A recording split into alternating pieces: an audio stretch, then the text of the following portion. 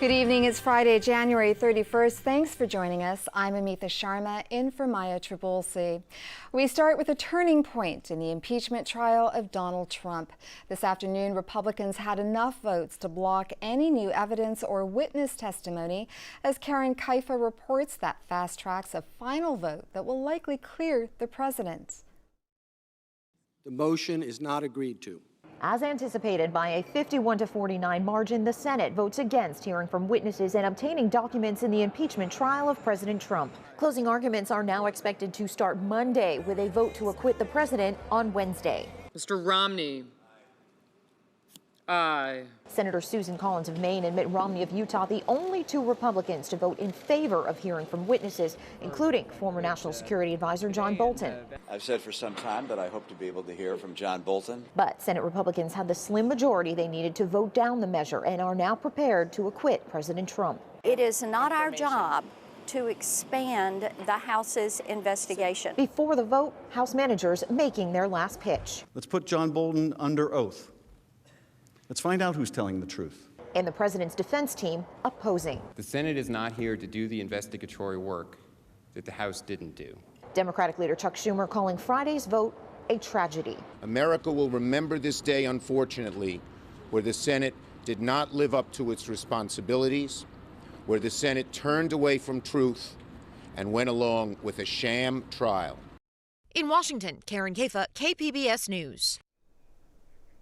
KPBS has carried the impeachment trial live from the start, and you can follow the developments on all of our platforms. San Diego is in the clear for now when it comes to the Wuhan coronavirus. The CDC says tests done this week on a potential local case were negative. But the situation is escalating in the U.S. Today, the Trump administration declared a public health emergency. There will also be new travel restrictions for foreign nationals who pose a transmission risk. More than 200 people have died in China as confirmed cases soared this week. The Marines rolled out their newest fighter jet at Miramar today. But as KPBS military reporter Steve Walsh tells us, some residents nearby remain concerned about the potential noise and safety issues. Miramar held an open house for the new F-35C. The next-generation fighter will slowly replace the signature F-18, which has dominated the skies over Marine Air Station Miramar, says Major General Kevin Imes. The F-35 being here really increases the lethality and the capability of marine aviation writ large. A second fighter was scheduled to arrive today. With the new plane, the Marines are updating their plan for the airspace around Miramar.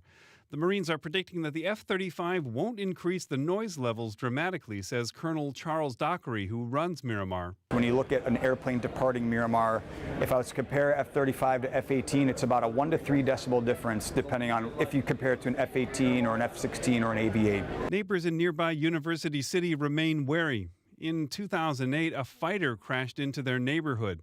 Ron Bellinger was there. And I knew what had happened, and I went under my desk.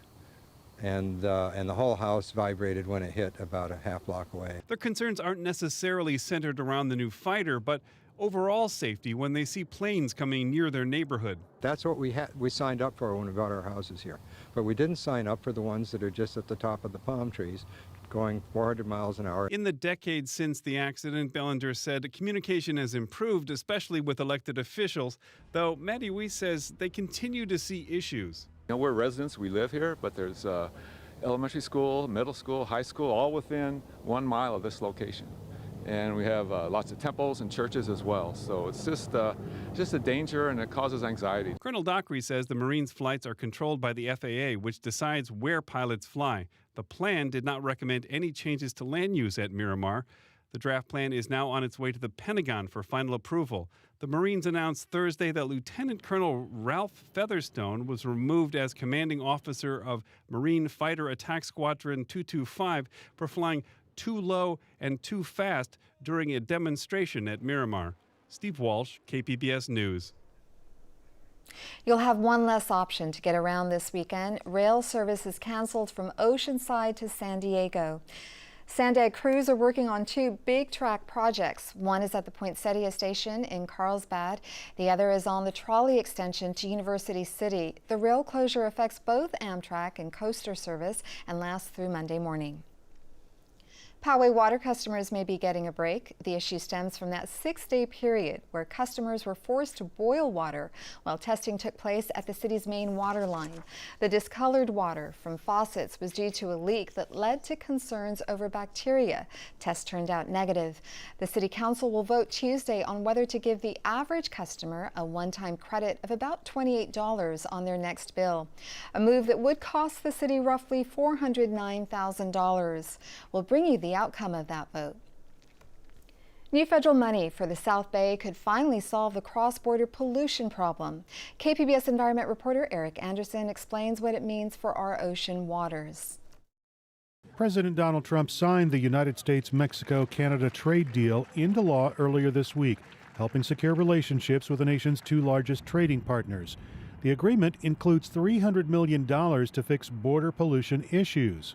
The signing of this agreement, the dollars are going to flow to clean up the sewage spills from the Tijuana River Valley once and for all, is a shining example of what we can do when we work together. Local officials hope the federal government decides to back construction of a new facility on the U.S. side of the border that will catch, hold, and then treat tainted sewage runoff. That new diversion and treatment plant could cut 150 days of unchecked sewage flows each year down to about a dozen. But all local officials can do is make the recommendation. That $300 million was very, very important.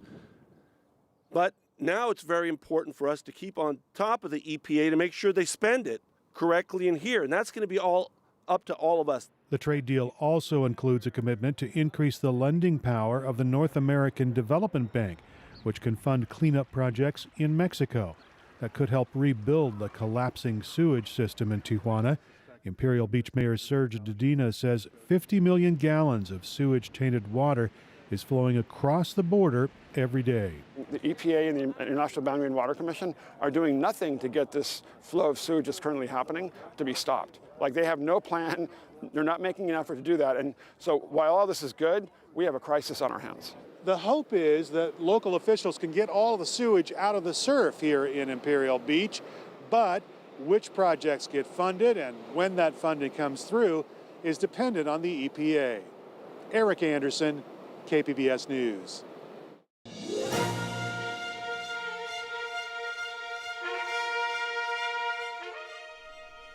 The first votes in the 2020 presidential race will be cast in just 3 days. Usually the candidates would be camped out in Iowa, but the impeachment trial is forcing some contenders to stay in Washington. MJ Lee has the story. The 2020 campaign for the White House colliding with a historic impeachment trial. In the final sprint to the Iowa caucuses, the senators running for president in limbo in Washington, required by the Constitution to serve as jurors in President Trump's impeachment hearings. I have to be here and I will be here. I'm doing my job. Senators Bernie Sanders, Elizabeth Warren, Amy Klobuchar, and Michael Bennet juggling their day jobs and their 2020 campaigns. Klobuchar even flying to Iowa and back Tuesday night after the Senate trial adjourned earlier than expected, squeezing in more FaceTime with voters. We had a little break in that trial, and I'm sitting there on the Senate floor as I'm watching, and they go, well, we're done. I'm like, I'm going to Council Bluffs. Warren calling into a teletown hall with Iowans from Washington. I wish we were doing an in-person town hall. But this is the best we can do. I'm here in Washington because of the impeachment. This is really serious. They've also scrambled to come up with Plan B, deploying their top political surrogates to campaign on their behalf. Our job now is to come together. Klobuchar handing over the controls of her Twitter account to her daughter as she filled in for her mom in Iowa.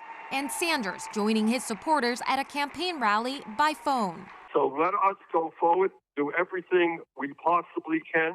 Voters in Iowa saying the senator's absence from their state comes at a crucial moment in the 2020 race. Here in Iowa, we like to meet them face to face. I know that they have a job to do, and I'm glad that that's the most important thing. That's why you got boots on the ground. As Trump's impeachment trial dominates Capitol Hill, other Democratic candidates like Joe Biden and Pete Buttigieg making the most of their opportunity on the ground. Thanks for being part of this, and I'll see you on the trail. That was MJ Lee reporting. Locally, KPBS is bringing you special in-depth coverage of the candidates and issues on the March primary ballot. North County's 49th congressional seat was among those that flipped from Republican to Democrat in 2018. KPBS reporter Shalina Chatlani spoke to the incumbent Mike Levin and his Republican challenger. Volunteers are gathered at Congressman Mike Levin's office in Solana Beach. Levin, who's a Democrat, flipped the 49th congressional district seat in 2018. You flipping the seat, some describe that as an anomaly. Do you think it's going to be possible for you to get that same amount of support? Well, I think it wasn't just me flipping the seat. It was a whole host of volunteers who were really dedicated to having someone represent their values in Washington. I've done everything possible, will continue to do everything possible to represent the interests and the values of North County, San Diego, South Orange County. On the major issues of the day, it's hard to find one that we don't differ on. But Republican challenger and San Juan Capistrano councilman Brian Marriott says he thinks he can win the seat back because voters want a more moderate candidate. Mike ran as a moderate, and he's not a moderate. He's part of a socialist progressive caucus that has a very different vision for our country than I think most of the people of the 49th District have. The differences between Mike and I are not finer points. They're very, very distinct in terms of how we view the major issues of the day. Tell me about that. Well, I would say healthcare is a big one. Healthcare in this country, I believe, could be world class, could be the envy of the world. And we've left it dangling in the balance a little bit. We could do so much better than that if we maintain a system where the vast majority is driven by private markets, private ownership, private enterprise, and the government silo remains fairly modest. Back at his office, Levin says his track record proves he can work across party lines. He's passed several bipartisan bills. I don't agree with the administration on many different things, whether it be environmental protection or reproductive choice or so many other things. I do nonetheless work with my colleagues across the aisle, and I'm going to represent the values of our district, not any particular ideology. I asked both candidates what some of their top issues are. I'm going to work on a bipartisan basis whenever possible for our veterans, our military families, for our environment, protecting our coastline, trying to get the nuclear waste off the coast at San Onofre. Healthcare, tax and economic policy, and immigration. Those three issues collectively are important in terms of the doability of the American dream. Both of these candidates will get through the primaries since they're the only ones on the ballot, so they'll head to the general election in November. Shalina Chatlani, KPBS News. Also in North County, one race may force a historic shift on the San Diego County Board of Supervisors. KPBS reporter Steve Walsh says incumbent Republican Kristen Gaspar faces two Democratic challengers in a rapidly shifting district. The 3rd District runs up the coast from Solana Beach to Encinitas and up the 15 all the way from the 8 to the once reliably Republican Escondido. It's a wonderful place to grow up, to live. Robin Fox runs the Escondido History Center. It's really changed over the years, but for many years it was really a small town. The once small farm town is now an expanding bedroom community. As of December, Escondido had 1,000 more registered Democrats than Republicans, making it still the most competitive community in the 3rd District. The district itself is seen as the best chance for Republicans to continue their generation-long control of the County Board of Supervisors, a run made more difficult by the changing demographics of San Diego County. Kristen Gaspar is the Republican incumbent. She declined to participate in KPBS's piece on the 3rd District race. Gaspar is a businesswoman. 4 years ago, she defeated the Democratic incumbent. Then she ran for the congressional seat held by Darrell Issa. She lost. During the last 4 years, Gaspar has taken stances that may seem out of step with her district. She appeared at a White House event last year with President Trump supporting expanding the border wall and voting to support the president's lawsuit against California's law limiting cooperation with federal immigration authorities. There are two Democrats challenging Gaspar, Olga Diaz and Tara Lawson-Remer. Diaz was the first Latina elected to the Escondido City Council. She laid out her top 3 priorities: The three things that have resonated in this campaign have been solving homelessness, chronic homelessness. I want to work on that. Climate change. The county has a climate action plan that has been legally deficient twice in court. It's been thrown out. We really need to overhaul our climate action plan to meet greenhouse gas emission standards, and housing in general. We talked about affordable housing. We never really talk about high-end housing. That end of the market takes care of itself. But creating opportunity for entry-level or workforce housing that people that do have an income, it's not enough to buy the $800,000 starter home. Diaz says solving homelessness isn't necessarily about finding more money. Maybe more money, we have a large surplus, but also a reevaluation of how we're spending the money now to focus on the core values and solutions. I really believe we need more social workers with a reasonable caseload. Imagine if you had to help 200 or 300 or 400 people. Diaz also wants to modernize county services, in part to encourage developers to build in more dense urban areas. Lawson Reamer is an economist and former member of the Obama administration. She founded the Flip the 49th campaign that ended with Democrat Mike Levin being elected to Congress. This is her first time running for office herself.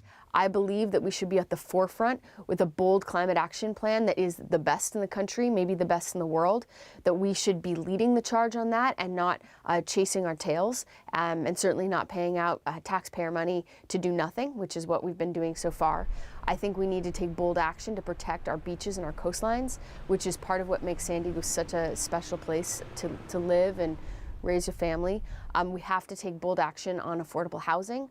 We need to tackle our traffic and congestion crisis and the urban sprawl that has led to people spending so many of their own hours idling in traffic. The county's climate action plan has been challenged repeatedly in court. Lawson Reamer's more aggressive approach includes requiring developers to have any carbon offset be inside San Diego County, rather than buying credits from anywhere in the world. And on homelessness, Lawson Reamer wants to target services where people live. I definitely think we need a housing first approach with wraparound services. So that does mean more beds and does mean more shelter beds, but more than anything, it means making sure that when we have shelters, including those that already exist, we're providing really accessible services for our homeless population to get the support that they need to get back on their feet, instead of having to run all over town. The top two vote getters in the March primary move on to the general election. Steve Walsh, KPBS News. We'll have more next week, including a look at the bond measure in Chula Vista that would fund housing for teachers. You can find all of our election coverage online and on our KPBS podcasts. We continue our election coverage with a look at the increasingly nasty campaign in the 50th congressional race, and we sort through the multiple candidates for the open seat in the 53rd. Join us for that and more on the KPBS Roundtable tonight at 8:30. Gusty winds will begin to ease tonight for the mountains and valleys. This weekend, some of us will see temperatures in the 80s. Daji Aswad has details in our forecast. We've been dealing with some pretty strong winds across San Diego County and portions of Southern California as well. And here are the reports, some of the top reports as of Friday morning. Sill Hill, 80-mile-per-hour gusts were reported. Boulder Creek, 65-mile-per-hour winds. Can you imagine driving in your car that fast? Imagine the winds gusting that fast. Definitely dangerous at times. Alpine Ross, 50-mile-per-hour winds were reported. Now, as we continue through the rest of today, well, we're going to be on the dry and pleasant side, but we'll also notice those winds start to ease down throughout the rest of this evening. As far as precipitation goes, well to our north, but you do notice into the northern and central half of the state, we have a bit more cloud cover compared to points to the south, such as San Diego. So for tonight, not a lot of cloud cover out there. You're cooling down to 43 in Oceanside, 51 in San Diego, and overnight low in Borrego Springs at 47 and 41 in Mount Laguna. As for Saturday, it's a bit cooler at the coast compared to points inland, but overall our pattern will have temperatures falling here. So enjoy your weekend. You're looking at a high of 77 in San Diego, mid-70s in Oceanside, a high of 80 in Borrego Springs and 62 in Mount Laguna. Sunglass weather with, once again, winds calming down. Then into this upcoming week, we'll have a cold front rolling through the eastern half of the country and western half of the country, excuse me, and that will continue to drop in chilly conditions across California, and that's going to make us grab for the jackets. As far as precipitation, really not going to be in the forecast here at the coast. You are remaining dry. Notice not as warm Sunday with a high of 67, 61 Monday, that overnight low into the 30s, and that will continue to be the trend through that Tuesday and Wednesday time frame with plenty of sunshine. Inland areas, you're topping off at 84 for tomorrow. It is very warm out there, and the temperatures will begin to cool. 70 Sunday, and really cool as we head into Monday, a high of only 58 degrees with your overnight lows into the 30s. We are going to feel that cool down as well in the mountains. 62 Saturday, and then grabbing for a few extra layers Monday and Tuesday with highs only in the 30s and your overnight lows in the teens. It gets real chilly out there. Desert's also going to notice that cooler trend into the early week. Reporting for KPBS News, I'm your AccuWeather meteorologist, Dajia Swad. Back to you. It's going to be an emotional night in LA where the Lakers will play their first game since the death of Kobe Bryant. He, his 13-year-old daughter, and 7 others died this week in a helicopter crash in Calabasas. The crash is the focus of an effort to strengthen regulations on helicopters. An LA congressman has introduced a bill that would direct the FAA to adopt new safety standards. It would also require all helicopters carry a terrain awareness and warning system, a feature that was missing from Bryant's helicopter. The Wuhan coronavirus is having a big effect on international travel. Today, 2 major airlines, American and Delta, suspended all flights to China. The 2 U.S.-based airlines follow a move made by several international carriers in recent days.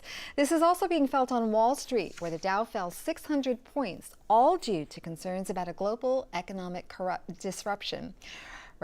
Earlier, I talked about this with SDSU's Miro Kopik for the Friday Business Report. Mira, thanks so much for joining us today. Let's talk about the coronavirus. It continued to be a big story this week. 10,000 people have been sickened in China so far, 200 people dead. What kind of impact is this virus having on the Asian economy and the global economy? It's a little too early to tell, but it's going to have a substantial impact. Right now, the WHO has declared it an international emergency. The State Department last night gave a travel advisory for U.S. citizens not to travel to or from China. Countries like Italy have prohibited flights. So what's happened, and we've seen this in the stock market. The stock market closed 450 points down on Monday. Today, it just closed over 600 points down. There's a lot of turmoil. There's a lot of confusion. And if you look at the United States, will have ripple effects. Our fourth quarter GDP was announced at 2.1%.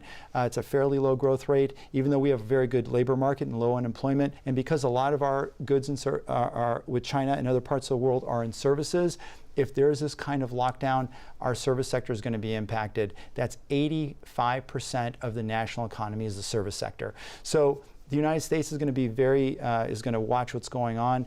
This week, the Fed met and they held interest rates. If the world economy starts to tank, the Fed is going to have to act in the next quarter. On to the Super Bowl. It is the biggest day for advertisers of the year. What is it going to cost for advertisers to be part of this event? Much more fun topic. The Super Bowl is I would call it the Academy Awards of the advertising world, because here people are really interested in seeing the ads as part of the game experience. So advertisers are going to spend a lot of money. They're going to spend between $5 and $5.6 million for a 30-second commercial. That's pretty consistent to what it was last year, maybe a little bit more. But the difference this year to last year, the NFL ratings took a beating in last year. And so they didn't sell out the inventory until the very, very last minute, just before the Super Bowl game. This year, this NFL ratings were much higher. They sold out in December. So there's a lot of other companies that want to promote in the Super Bowl, and they're getting into the pregame show. And those spots are now selling for about $3 million. So what's going to happen this year in this year's Super Bowl? Advertisers not only are spending on the ad itself, but they have to spend on the commercial. So the commercial is going to cost generally on average for Super Bowl spots $1 million. And if you like the new Hyundai ad for the self-driving car with Chris Evans, John Krasinski, Rachel Dratch, that's going to be in the multiple millions because you're paying endorser fees. And then now, because you want to get people to know your ad is coming, these ads are being released days in advance. There's a social media campaign for it. There's other marketing that builds momentum and gets people to react after they see the ad in the game. So if you want to think about it, an average Super Bowl ad is going to be supported by at least another $5+ million in other marketing spend. That's why only big advertisers go into these games. One last thing is going to be the first year we're going to see political ads. There's going to be an ad from the Trump campaign and an ad from the Bloomberg campaign. My prediction, most people, this is an opportunity to get people together and have a good time. Politics really has no place in this. And usually there's a ranking of ads. This one, I think, they're not going to be ranked very high. They're going to be looking to be entertained and want to buy products and services. Not sure that the politicians care about that. On that note, we've got to close it there. Mary Kopik of SDSU and Bottom Line Marketing, thank you so much for joining us. Thank you, Amitha. I'm Judy Woodruff. Tonight on the NewsHour, a turning point in the impeachment. As more senators oppose witnesses, the chamber moves toward an end to the trial. Coming up at 7, right after Evening Edition on KPBS. An update on our top story, a major turning point in the impeachment trial. This afternoon, senators voted 51-49 to prevent any new documents or witness testimony. 2 Republicans, Mitt Romney and Susan Collins, broke ranks to vote with Democrats, but it wasn't enough. That means closing arguments and a final vote on the articles of impeachment will be held next week. You can find tonight's stories on our website, kpbs.org/evening edition. We leave you with music from Live at the Belly Up, which airs tonight at 11 on KPBS. Thank you for joining us and have a great evening.